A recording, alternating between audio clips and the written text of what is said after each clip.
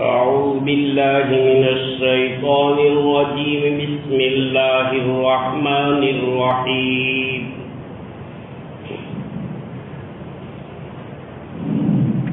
نحن نقص عليك أحسن القصص بما أوحينا إليك هذا القرآن وَإِن كُنتَ مِن قَبْلِهِ لَمِنَ الْغَافِلِينَ.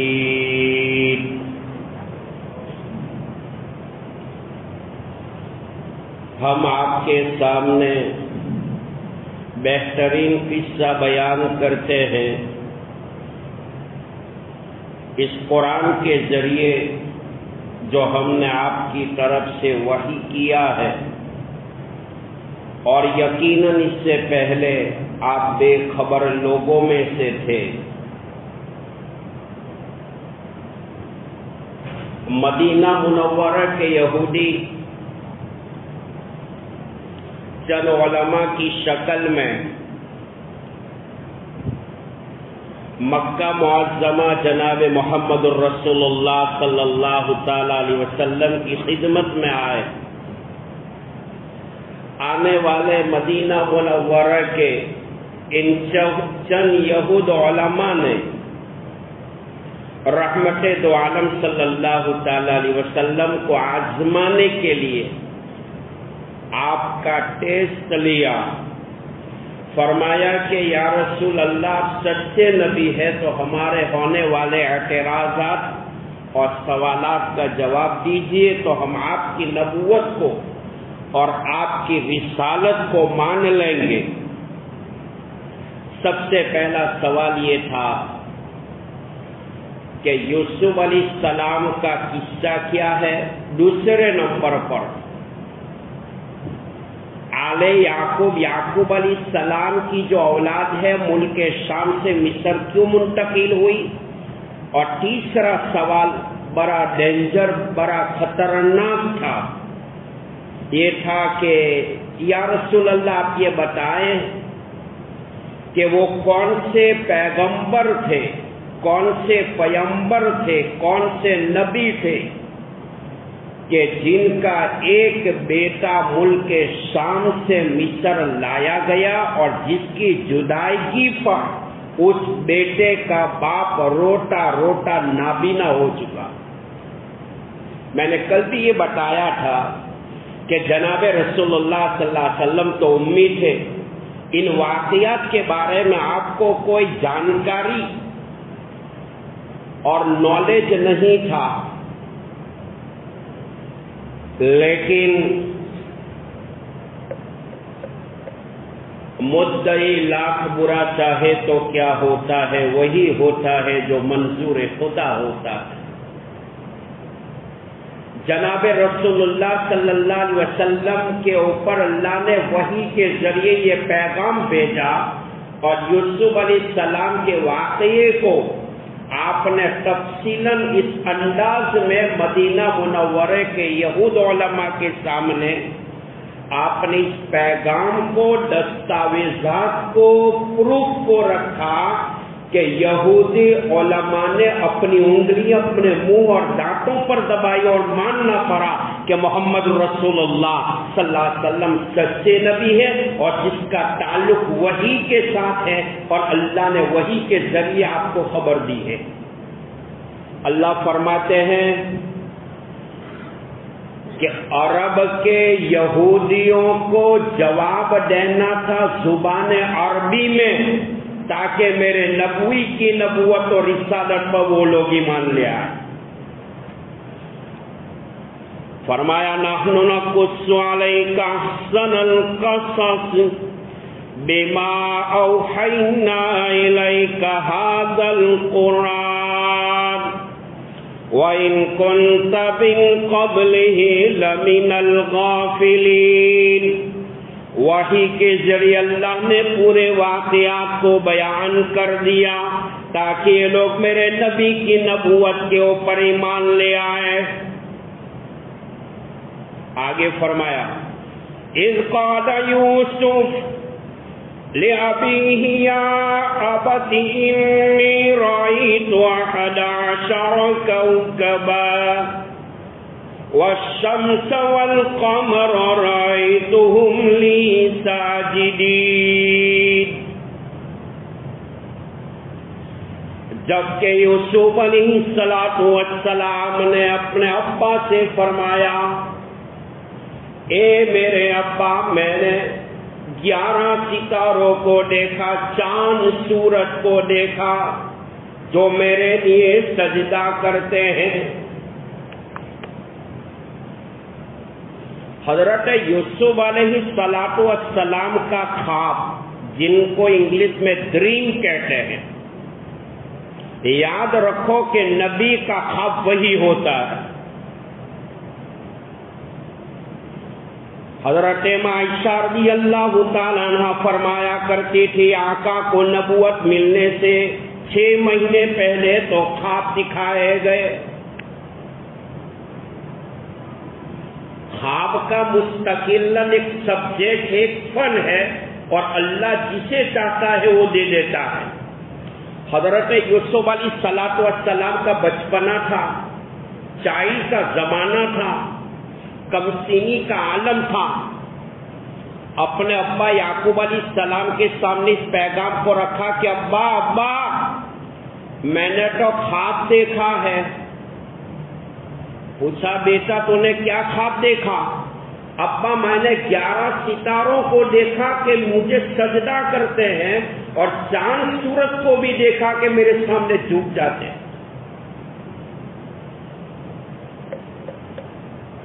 دیکھو میرے بھائیوں،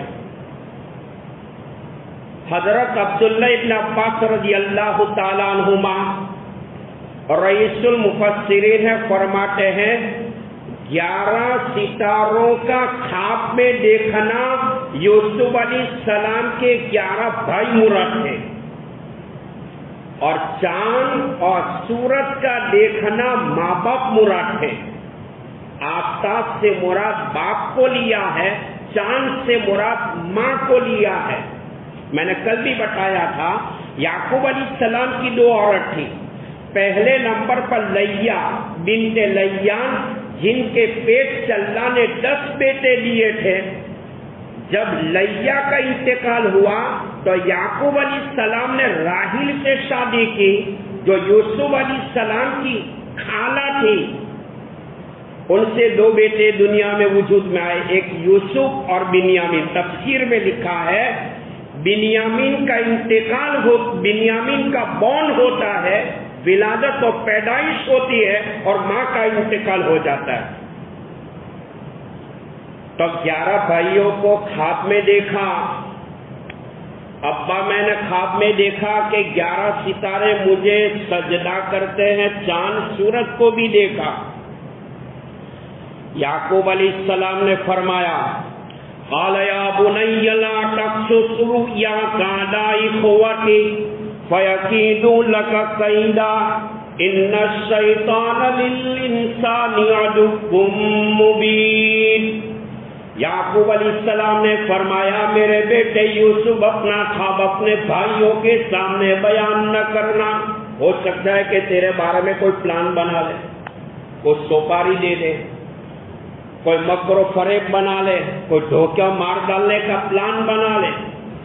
ان الشیطان للانسان عدو مبین، یقیناً شیطان کھلم کھلا انسانوں کا دشمن ہے. تفسیر میں لکھا ہے کہ حضرت یعقوب علیہ السلام نے اپنے بیٹے یوسف کو خواب کا تذکرہ بھائیوں کے سامنے بیان کرنے کو کیوں نہ کہا؟ بہت بڑا سوال. یہاں سے پتہ چلتا ہے کہ کوئی بھی خواب دیکھے تو اپنا خواب ہر ایک کے سامنے بیان نہیں کرنا چاہیے. اگر کسی کو پوچھ لیا وہ حسد سے بھرا ہوا ہے اور خواب کی تعبیر جانتا ہے تو تیرے بارے میں کوئی پلان بنا لے. خواب ان کو بیان کرنا چاہیے جو ہمدرد ہو، چاہنے والا ہو، پکا دوست ہو. روایت و تفسیر میں آتا ہے کہ سچا اور اچھا خواب دیکھے تو ان کا تذکرہ کرنا چاہیے، برا اور ڈینجر خواب دیکھے تو ان کا ذکر نہیں کرنا چاہیے۔ بائیں طرف الٹی طرف یہ پھونک دینا چاہیے کہ شیطانی خواب ہے۔ جناب رحمت عالم صلی اللہ تعالی علیہ وسلم نے حدیث میں فرمایا، مفہوم یہ ہے خواب کی 3 قسمیں ہیں۔ خواب 3 طرح کا ہوتا ہے، ایک شیطانی خواب، نمبر 2 نفسانی خواب، نمبر 3 الہامی خواب۔ نمبر 1 نفسانی خواب، نمبر 2 شیطانی خواب، نمبر 3 الہامی خواب۔ اب اس کی تفسیر کیا ہے؟ نفسانی خواب یہ ہے، اگر کسی کو کسی سے محبت ہو گئی ہے نا، لیلا مجنو والی محبت، تو پوری رات ان کے تصورات دل میں جمائے رکھتا ہے کہ خواب میں میری لیلا آئی تھی اور لیلا کے خواب میں مجنون آیا تھا، سوچتا رہتا۔ اس کو نفسانی خواب کہتے ہیں، اس کی کوئی دلیل نہیں ہے، اس کو ریجیکٹ کیا جائے گا۔ ایک ہے شیطانی خواب، ایک مسلمان کی زندگی شیطانی طور و طریق پر گزرے گی تو ظاہری بات ہے شیطانی آئے گا، شیطان کے راستے پر چلتا ہے تو اس کے خواب میں شیطان آتا ہے، کس کو ماروں، کس کو رلاؤں، کس کو جیلوں میں ڈالوں، کیا گندا پلان بناؤں، کسی کے بیٹے بیٹی کو کب بدنام کروں، کسی کا مال کب ہضم کر لوں، کسی کو کب گراؤں، کورٹ کچہری کے ڈھکے کب کھلاؤں۔ یہ شیطان کیوں؟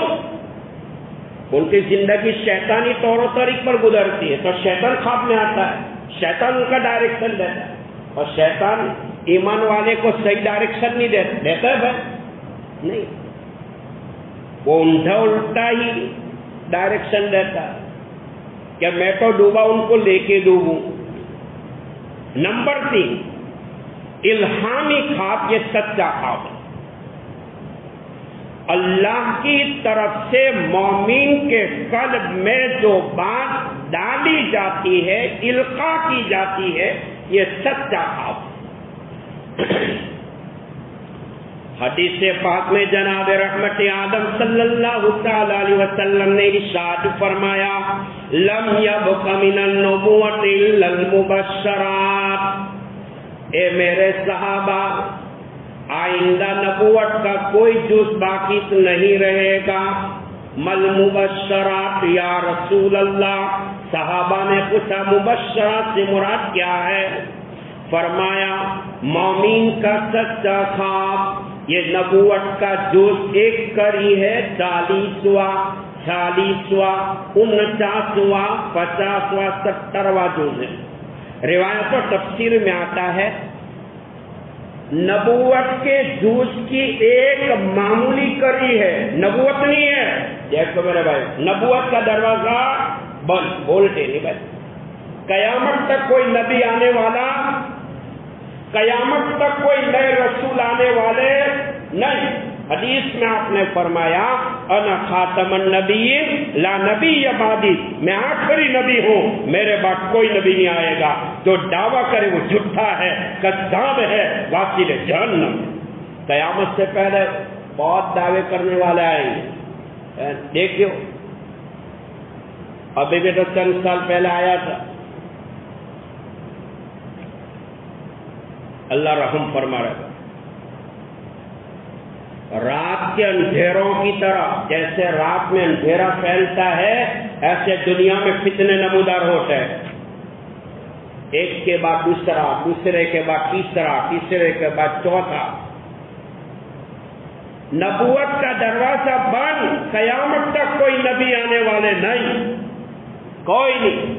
قیامت سے پہلے حضرت عیسیٰ علیہ السلام آسمانوں سے اتریں گے، دمشق کی جامع مسجد کے سفید منارے سے اتریں گے، آپ کے بدن مبارک پر چادر ہوگی، غسل کا پانی بالوں سے بہتا ہوگا، آپ کے ہاتھ میں تلوار ہوگی۔ ملک شام اور عراق کے درمیان میں باب اللج کر کے ایک جگہ ہے جہاں پہ کانے دجال کو جہنم رسید کریں گے، لیکن بھائیوں عیسیٰ علیہ السلام نبی بن کر نہیں آئیں گے، ہمارے آقا کے امتی بن کر آئیں گے۔ اور ایک مسئلہ یاد رکھو، کسی نبی کا نبی کی شریعت میں آنے سے اس نبی کا مقام ختم نہیں ہوتا۔ سمجھ نہ آ رہا ہے بھائی؟ کسی نبی کا نبی کی شریعت میں آنے سے اس نبی کا مقام عہدہ ختم نہیں ہوتا، نبی نبی رہتا ہے۔ عیسیٰ علیہ السلام آئیں گے، نبی بن کر نہیں آئیں گے، ہمارے آقا کے امتی بن کر آئیں گے۔ روایت کے الفاظ شادی بھی کریں گے، اولاد کا بھی ثبوت ہے، اور روضہ اکبر صلی اللہ علیہ وسلم کے پہلو میں جو چند ہاتھ جگہ خالی ہے وہاں پر عیسیٰ علیہ السلام دفن بھی ہوں گے۔ بہرحال تو نبوت کا یہ سچا خواب ایک کڑی ہے جو مومن کے دل میں اللہ کی طرف سے وہ بات ڈالی جاتی۔ روایت میں ہے جناب رسول اللہ صلی اللہ علیہ وسلم نے خواب دیکھا تھا، سپنا دیکھا تھا، احد کے موقع پر، غزوہ احد کے موقع پر۔ کیا خواب دیکھا تھا؟ خواب یہ دیکھا، دھیان سے سننا بھائی، کہ میری تلوار ذوالفقار ٹوٹ گئی۔ اللہ کے نبی صلی اللہ علیہ وسلم کی تلوار کا نام کیا تھا؟ ذوالفقار، کہ میری تلوار ذوالفقار ٹوٹ گئی۔ اور دوسرا یہ خواب دیکھا تھا کچھ گائے ذبح ہو چکی، خواب دیکھا۔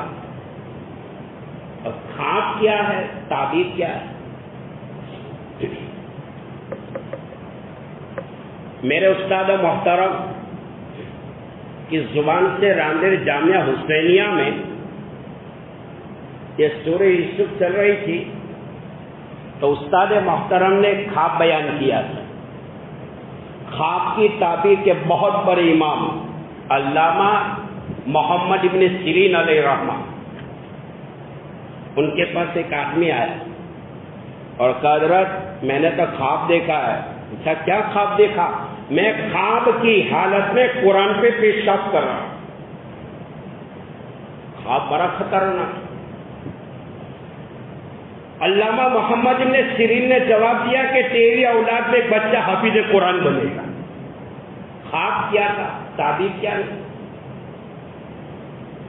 رحمت عالم صلی اللہ تعالی علیہ وسلم نے خواب دیکھا میری تلوار ذوالفقار ٹوٹ گئی اور کچھ گائے ذبح ہو چکی۔ اور اللہ کے حبیب سے بڑھ کر خواب کی تعبیر کا دینے والا کون ہو سکتا ہے؟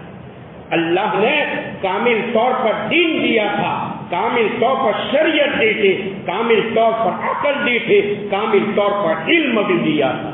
میں نے کل بتایا تھا 1,24,000 نبی کی شریعت کا علوم اور 104 کتابوں کا علوم قرآن میں موجود ہے جو اللہ نے حکمت کے ماتحت جمع کیا ہے۔ اللہ کے حبیب علیہ السلام امی تھے، لکھنا پڑھنا نہیں جانتے تھے، اللہ نے اتنا علم دیا تھا ایک انسان قیامت تک ہمارے آقا کی باتیں بیان کرتا چلا جائے، قیامت آئے گی لیکن ہمارے آقا کی باتیں ختم نہیں ہوگی۔ اللہ کے نبی صلی اللہ علیہ وسلم نے احد کے میدان میں خواب دیکھا میری تلوار ذوالفقار ٹوٹ گئی اور کچھ گائے ذبح ہو چکی۔ تعبیر کیا نکلی؟ ذوالفقار تلوار کا ٹوٹ جانا آپ کے پیارے چچا ام محترم سیدنا حضرت امیر حمزہ رضی اللہ تعالی ان کی شہادت کا واقعہ پیش آنے والا۔ ذوالفقار تلوار کا ٹوٹ جانا میدان احد میں معلوم ہوگا۔ امام بخاری علیہ رحمہ کتاب المغازی میں روایت لا ہے، میدان بدر میں 70 مارے گئے تھے، خون کی نلیاں بہ رہی تھی، انتقام لینے کے لیے کفار مشرکین نے اٹیک کیا تھا، میدان احد میں آئے، اللہ کے نبی صلی اللہ تعالی علیہ وسلم میدان کارزار میں ہے، میدان جہاد میں ہے۔ جب حضرت علی رضی اللہ تعالیٰ عنہ سے فرمائے کہ علی جنگ ختم ہو گئی، حالات کا جائزہ لے، پوزیشن دیکھو کیا ہے۔ ام محترم امیر حمزہ دکھتے نہیں ہے، کہاں ہے؟ جاؤ۔ آپ کے چچا کا قاتل کون تھا معلوم؟ وحشی تھا۔ وحشی کو ابھارا تھا ہندا نے، اور ہندا نے کیوں ابھارا تھا؟ میدان بدر میں اس کا باپ جو تھا، اس کا باپ امیر حمزہ کے ہاتھ سے واصل جہنم ہوا تھا، بدلہ لینے کے۔ ہندا نے کہا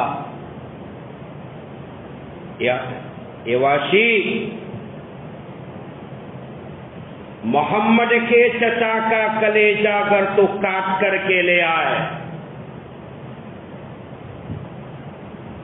اور اس جگر کے ٹکڑے کو میں اپنے دانتوں سے چباؤں، یہ زیورات، زرلی، سونا میں نے جو پہنا ہے گفٹ کے طور پہ دے دوں گی۔ وحشی چلا میدان احد میں۔ اللہ وہ پاک جگہ دیدار ہر مسلمان کو نصیب فرمائے جہاں سے اسلام چمکا تھا بھائی۔ وحشی میدان احد میں پہاڑ کے ایک کونے میں چھپا ہوا تھا، امیر حمزہ کے سامنے آنے کی تو ہمت تھی نہیں، دشمن جو ہے وہ سامنے سے حملہ نہیں کرتا، پیچھے سے وار کرتا۔ وحشی نے پہاڑ کے دامن کونے سے نکلا، ہاتھ میں خنجر تھا، پیچھے کمر کی طرف سے مارا خنجر، وہ آگے نکلا، آگے مارا تو پیچھے نکلا۔ میدان احد میں امیر حمزہ رضی اللہ تعالی عنہ زمین پر گرتے ہیں۔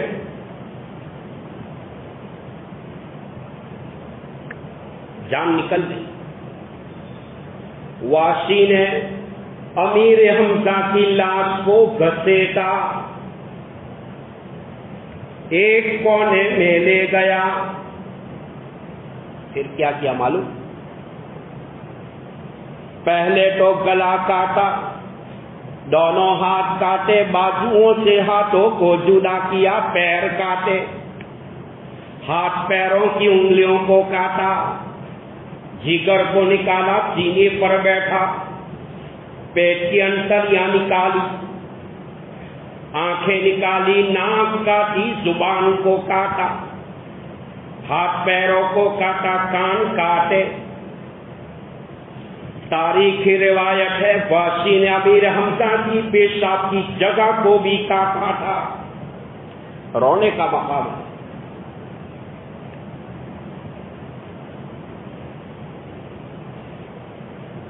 وحشی نے تیمہ بن عدی کو بلایا، ہندا کو بلایا، چل تیرا مقصد پورا ہوا، امیر حمزہ کو میں نے ٹھکانے لگایا۔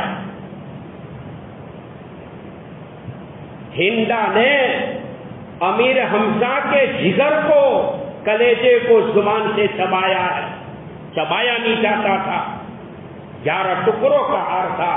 بھائیو، یہ اسلام کیسے پہنچا ہے، یہ ایمان کیسے پہنچا ہے، یہ قرآن کیسے پہنچا ہے، یہ آقا علیہ السلام کی محنت، جد و جہد، صحابہ کی قربانیوں کا نتیجہ ہے کہ جو ہم تک ایمان پہنچا ہے۔ حضرت علی رضی اللہ تعالی عنہ رحمت دو عالم صلی اللہ تعالی علیہ وسلم کی خدمت میں آئے روتے ہوئے۔ آپ نے پوچھا علی کیا ہوا؟ فرمایا رسول اللہ امیر حمزہ تو شہید ہو گئے، پہچانے نہیں چاہتے تھے کہ امیر حمزہ۔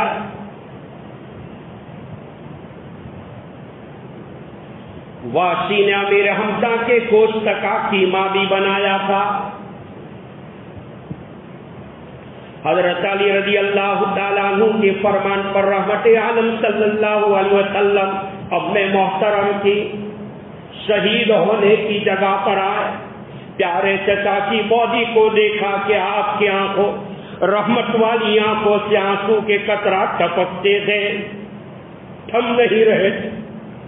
علماء نے لکھا ہے آقا نے پوری زندگی کسی کی موت پر اتنے آنسو نہیں بہائے جتنے آنسو اپنے چچا کی موت پر بہائے تھے۔ اللہ کو کہنا پڑا اسد اللہ و اسد رسولی، میرے محبوب حمزہ کی موت کے اوپر آپ کم نہ کریں، قیامت کے میدان میں امیر حمزہ اٹھے گا، شہیدوں کا سردار بنا کر اٹھایا جائے گا۔ حمزہ قیامت کے دن اٹھے گا، اللہ کا بھی شیر ہوگا، نبی کا بھی شیر ہوگا۔ میدان احد میں رحمت عالم صلی اللہ تعالی علیہ وسلم نے بختر بدن مبارک کے اوپر پہنی زیرہ بولتے ہیں، وہ لوہے کا ایک لباس ہوتا ہے۔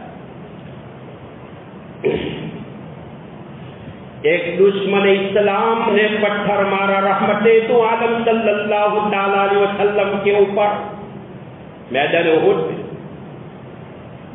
پتھر کہاں لگا؟ دماغ کھوپڑی پہ لگا، سر مبارک۔ دشمن اسلام کے پتھر مارنے کی بنیاد پر لوہے کی کیل آپ کے منہ مبارک میں گھس گئی، خون کر رہا۔ امت کے ساتھ محبت کا یہ عالم تھا۔ رحمت دو عالم صلی اللہ تعالی علیہ وسلم کو امت کے ساتھ محبت کا یہ عالم تھا کہ میدان احد میں نکلنے والے خون کے قطرات کو زمین پر گرنے نہیں دیا، ہاتھ میں لیا، چلو کی شکل میں آسمان کی طرف اٹھانا اور فرمایا اے اللہ، نبی کا خون زمین پر گرتا ہے وہ اس امت کو ہلاک کرتا ہے، مالک میں اپنی امت کو ہلاک کرنے نہیں آیا۔ امت کے ساتھ محبت تو دیکھو، اور آج اس امت کو نبی کا طریقہ نہیں اچھا لگتا ہے۔ خواجہ غریب نواز معین الدین چشتی اجمیری رحمت اللہ علیہ بہت بڑے ولی، حالت خواب میں ہے، جناب رسول اللہ صلی اللہ علیہ وسلم کے دربار میں حاضری ہوئی، فرمایا یا رسول اللہ امت کی نجات کس پر ہے؟ آپ نے فرمایا خواجہ میرے امتی کو کہہ دو میری سیرت بنا لے، میری صورت بنا لے۔ خواجہ غریب نواز نے فرمایا یا رسول اللہ آپ کی سیرت کہاں، آپ کے اخلاق کہاں، آپ کے کیریکٹر کہاں، امت کے اخلاق کہاں؟ فرمایا معین الدین میرے امتی کو کہہ دو میری سیرت نہ بنے نہ بناؤ، میری صورت بنا لو، اللہ اسی پر جنت دے دے۔ امت کے ساتھ اتنی محبت، نکلنے والے خون کے قطرات کو زمین پر گرنے نہیں دیا۔ نبی کا خون زمین پر گرتا ہے وہ امت ہلاک ہو جاتی ہے۔ آپ نے فرمایا اے اللہ میں اپنی امت کو ہلاک کرنے نہیں آیا ہے، امت کو جہنم کی آگ سے بچا لیا۔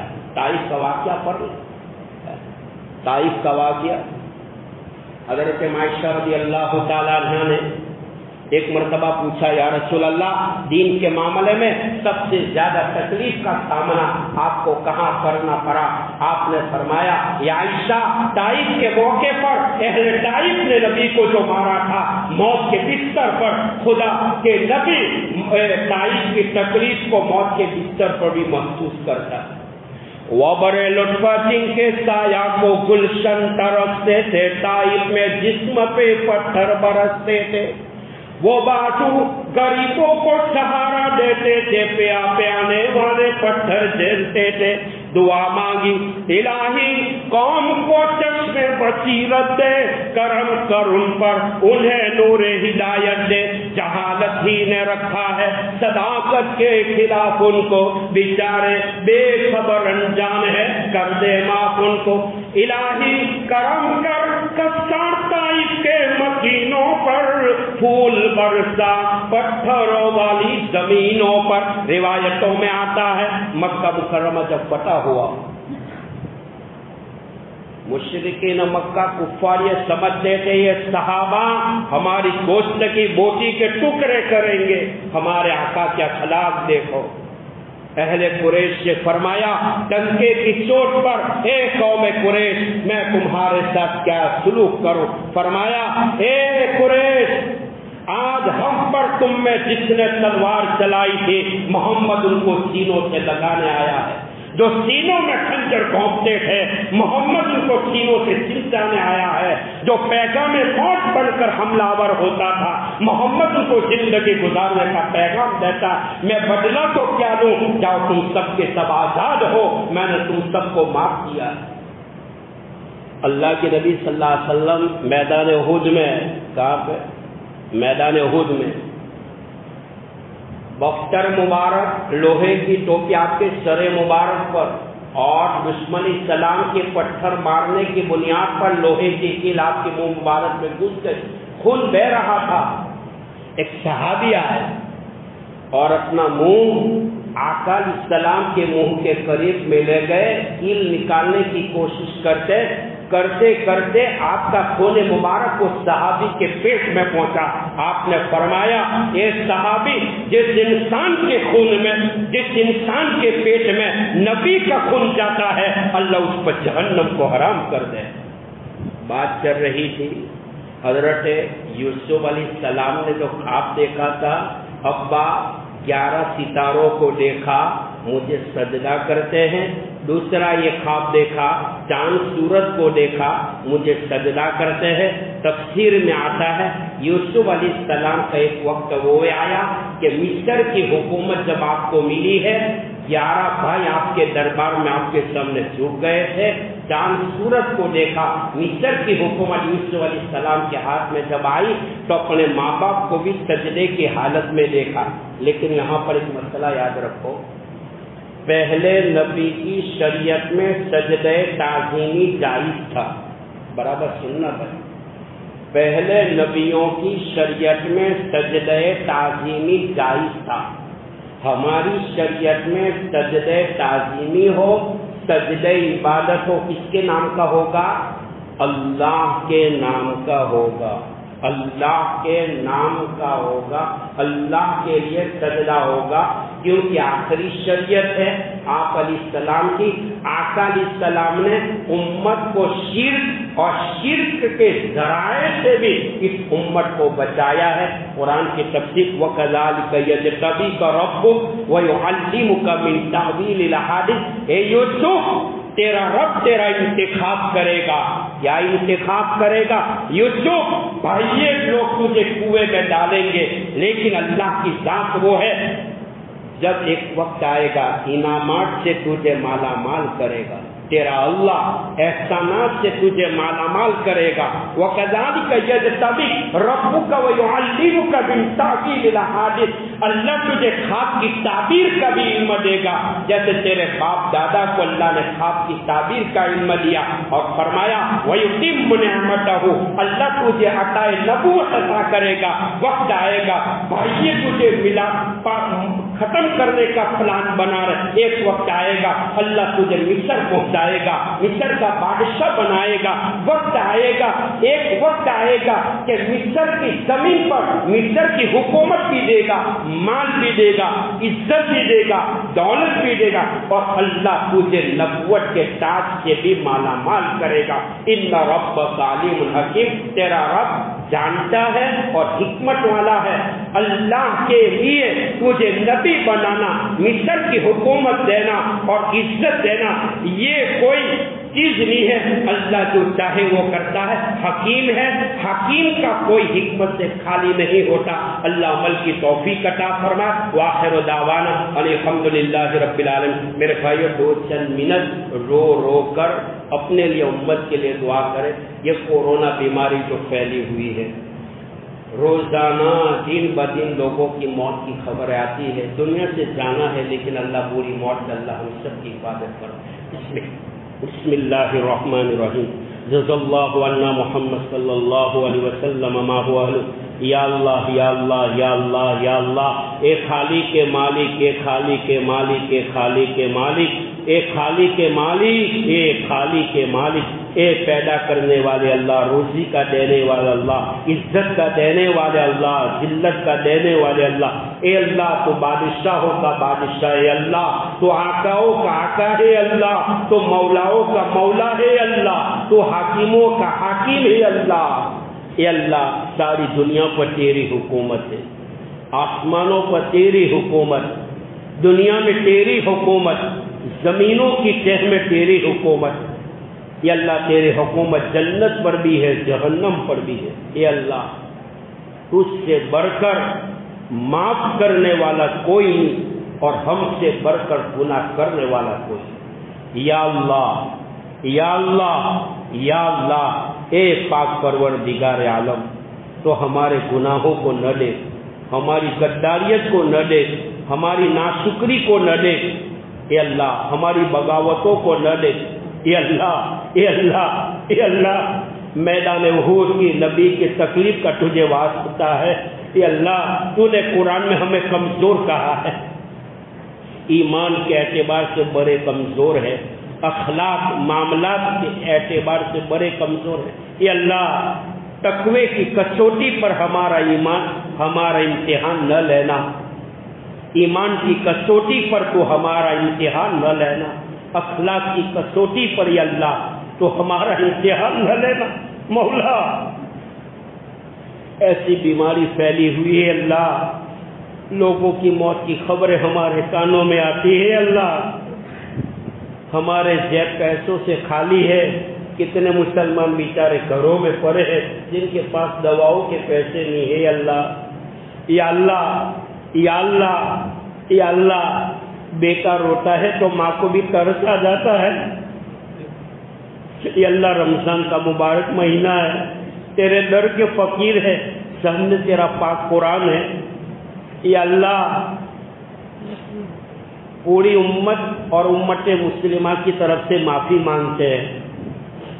اے اللہ، تو ناراض ہو گیا ہے اللہ،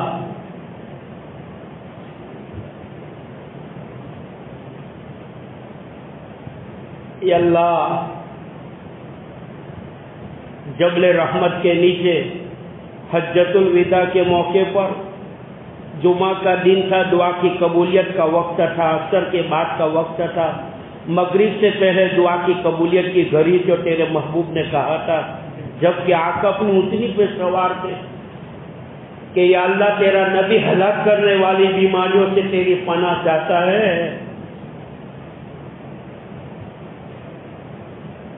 دنیا میں ہلاک کرنے والی بیماری پیدا ہو چکی ہے، لا علت بیماری پیدا تو نے کر دی ہے اللہ، ہر مسلمان کی حفاظت فرما، ہر ایمان والے کی حفاظت فرما، ہر ایمان والے کی حفاظت فرما، ہر ایمان والے کی حفاظت فرما، اس بیماری کو ختم فرما، اس بیماری کو ختم فرما۔ اے اللہ، تو ہماری غداریت بغاوتوں کو نہ دے، معصوم بچوں کی تو لاج رکھ لے، رمضان کی تو لاج رکھ لے۔ اے اللہ، تو ناراض ہے تو راضی ہو جا، تو ناراض ہے تو راضی ہو جا۔ اے اللہ، چوری نہیں کریں گے، شراب نہیں پیئیں گے، جوا نہیں کھیلیں گے، زنا نہیں کریں گے، یا اللہ کسی کو نہیں رلائیں گے۔ یا اللہ، تو راضی ہو جا، یا اللہ تو راضی ہو جا، یا اللہ تو راضی ہو جا۔ یا اللہ، سلامتی کی ہوائیں پھیلا دے، عافیت کی ہوائیں پھیلا دے، ایمان کی ہوائیں پھیلا دے، ہدایت کی ہوائیں پھیلا دے۔ اس بیماری کو دنیا سے ختم فرما، اس بیماری کو دنیا سے ختم فرما، اس بیماری کو دنیا سے ختم فرما۔ جزا اللہ عنا محمدا صلی اللہ علیہ وسلم ما هو جزا اللہ عنا محمدا صلی اللہ علیہ وسلم ما هو جزا اللہ عنا محمدا صلی اللہ علیہ وسلم ما هو سبحان ربک رب العزة عما یصفون وسلام علی المرسلین والحمد للہ. سبحان اللہ وبحمدہ سبحانک اللہم وبحمدک ونشہد ان لا الہ الا انت نستغفرک ونتوب الیک. سبحان ربک رب العزة عما یصفون وسلام علی المرسلین والحمد للہ.